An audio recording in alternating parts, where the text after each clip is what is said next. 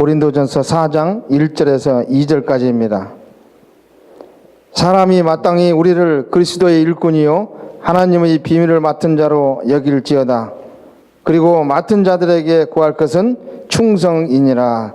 아멘. 예, 우리 교회가 시무하는 임원이 시무 집사님이 26분, 그리고 시무 권사님이 26분, 총 52명의 임원이 있습니다. 거의 다 오신 것 같죠? 예. 임원에 관한 그런 이야기를 오늘 함께 말씀을 나누려고 하는데, 우리가 신앙생활을 할 때, 임원이라고 하면 청직이라고 하는 말로 우리가 함께 비유를 해서 씁니다. 과연 청직이라고 하는 말이 뭘까?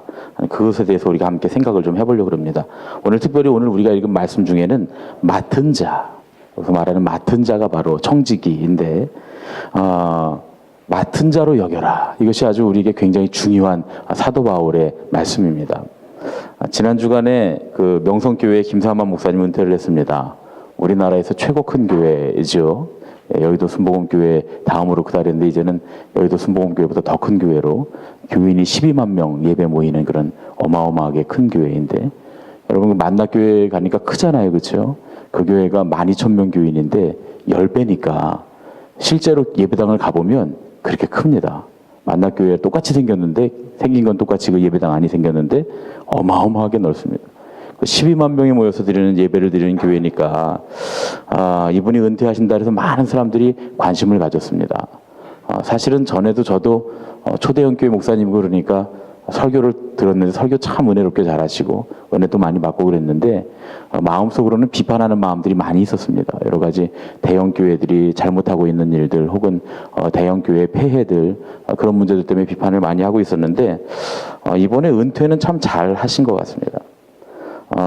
은퇴를 하면서 교회에서 29억 6천만 원의 전별금을 드렸다 그래요. 사실은 29억 6천만 원 그러니까 여러분 굉장히 놀라시지만 여의도 순복음교회 조 목사님에 비하면 10분의 1밖에 안 받으신 거죠. 그랬는데 그것도 교회에 어려운 목회를 하고 있는 명성교회 출신 부목사님들이 수백 명 되시거든요.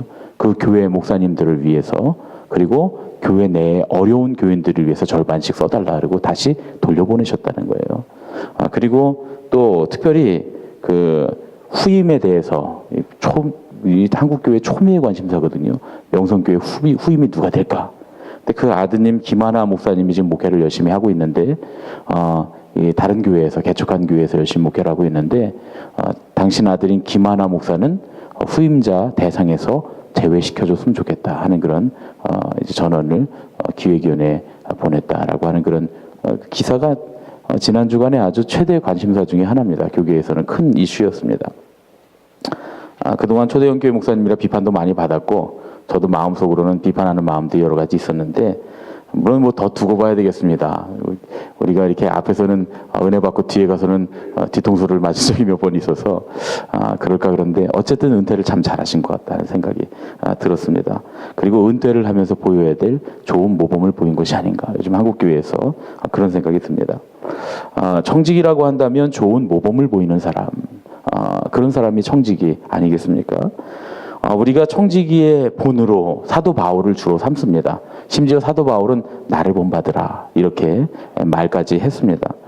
왜 사도 바울을 우리가 본받느냐? 사도 바울이 그리스도를 본받는 사람이었기 때문에 우리가 사도 바울을 본받는 자, 청지기가 되는 것이다 이렇게 말할 수 있습니다. 그리고 사도 바울이 훌륭한 청지기의 본이 되는 이유는 사실은 많은 일들을 했죠. 많은 사람을 전도하고. 그러나 많은 일들을 했지만 사도 바울이 청지기의 본이 되는 가장 큰 이유는 자기가 원래 어떤 사람이었는지를 끝까지 잊어버리지 않았던 사람이기 때문에 그렇습니다. 사도 바울이 뭐라고 고백합니까? 점점 시간이 지나면 지날수록 맨 처음에는 나는 사도다, 그리스도의 사도다. 그러나 맨 마지막 사도 바울의 고백은 내가 죄인 중에 괴순이라. 만삭이 되어 태어나지 못한 자와 같은 나를 그리스도께서 나를 사랑하셔서 구원하시고 사도로 삼으셨다. 이것이 사도 바울의 고백입니다. 하나님의 나라를 위해서 핍박하고 하나님의 나라를 박해했던, 그리고 정말 만삭되어 나오지 못했던 것 같은 자기, 그리고 또 무엇보다도 정말 부족하고 모자라고 죄인 중에 괴수 같았던 자기의 모습을 잊지 않았다는 거죠. 그 모습이 겸손의 모습으로 끝까지 주님의 자리를 대신 차지하지 않고 주님의 자리를 주님께 넘겨드리고 자기는 청지기의 자리에서 끝까지 복음을 전했던 사도 바울. 고린도 교회의 어떤 교인들이 이 사도 바울을 영웅으로 만들려고 그랬습니다. 여러분 잘 아시죠? 고린도에는 4개의 파가 있지 않습니까? 그리스도파, 게바파, 바울파, 아볼로파 4개의 파가 있었습니다. 그 중에 바울파라고 하는 사람들은 바울에게 우리 고린도 교회가 전도돼서 교회가 세워졌으니까 사도 바울이 우리 교회의 시초고 그리고 우리 교회의 전도자다. 그래서 위대한 전도자, 위대한 사도. 그래서 사도 바울을 이렇게 하나의 큰 파벌로 만들어서 영웅시하려고 하는 풍조가 고린도 교회에 있었습니다. 그런데 사도 바울은 오히려 그런 일이 일어나지 않도록 모든 노력을 기울입니다. 바울은 사람들이 파벌을 만들어서 자기를 다른 형제보다 높이는 것을 전혀 바라지 않았습니다. 사람의 칭찬을 바라지도 않았고 형제들이 자기를 우상으로 섬기는 것도 바라지 않습니다. 사도 바울이 뭐라고 말씀하냐? 오늘 말씀에 그러지 않습니까?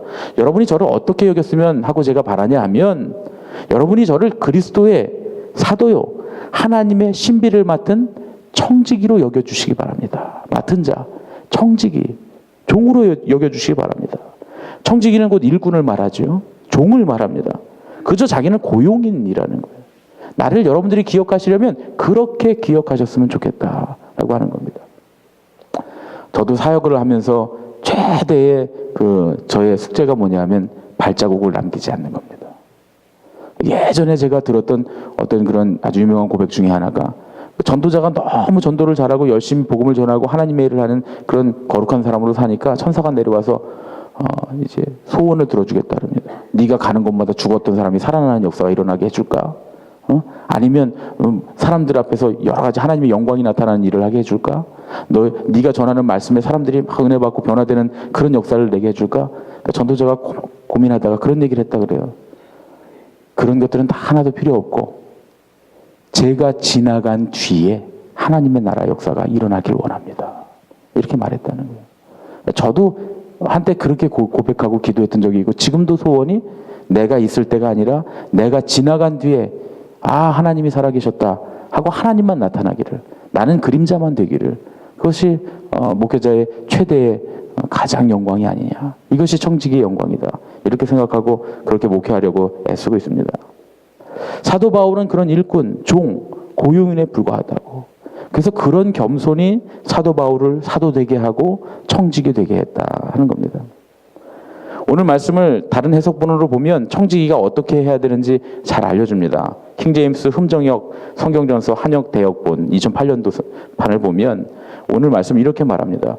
사람이 마땅히 우리를 그리스도의 사역자여 하나님의 신비들을 맡은 청지기로 여길지어다. 또한 청지기들에게 요구되는 것은 신실한 사람으로 드러나는 것이라.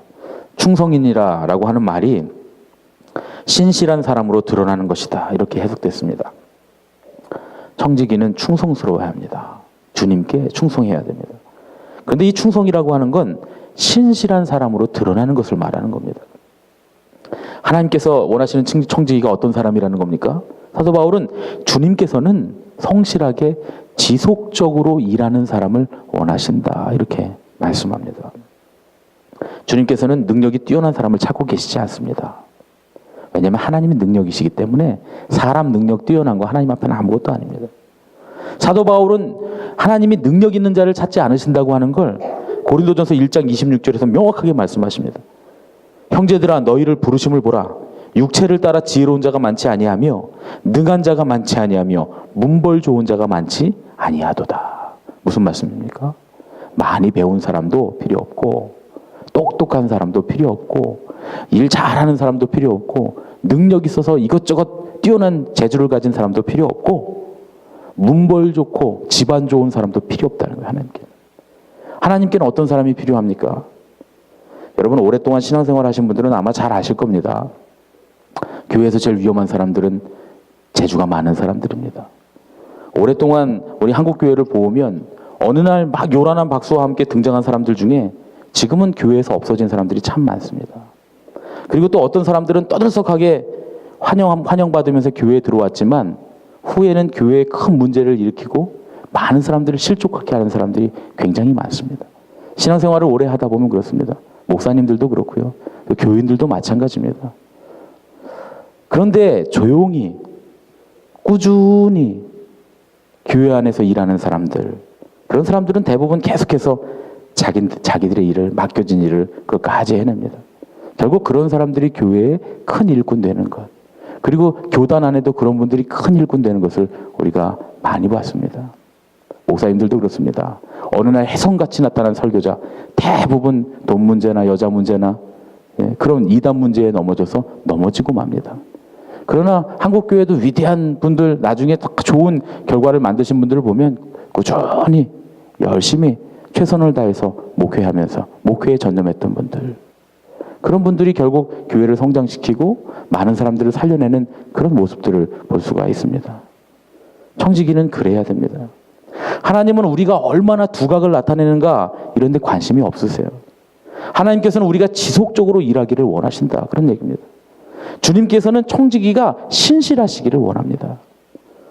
맡은 자들에게 구하시는 게 충성입니다. 신실함이 드러나는 겁니다. 어느 날 며칠 반짝하는 그런 신앙 아니라 겸손히 꾸준히 성실하게 일하는 사람이야말로 하나님께서 원하시는 청지기다, 그런 얘기입니다. 우리처럼 만나의 임원들은 모두 다 그런 청지기가 되시기를 예수님의 이름으로 축원합니다.